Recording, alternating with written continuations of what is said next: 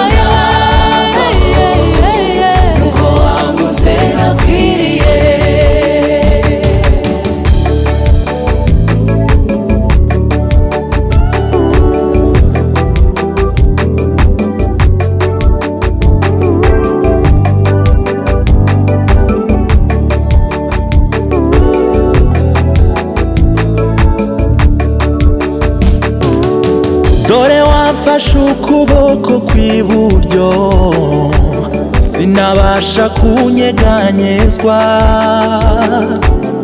abanzi banjye ubahindisha umushyitsi, niyo mpamvu nzakunambaho. Dore wamfashe ukuboko kw'iburyo, sinabasha kunyeganyezwa, abanzi banjye ubahindisha umushyitsi, niyo mpamvu nzakunambaho.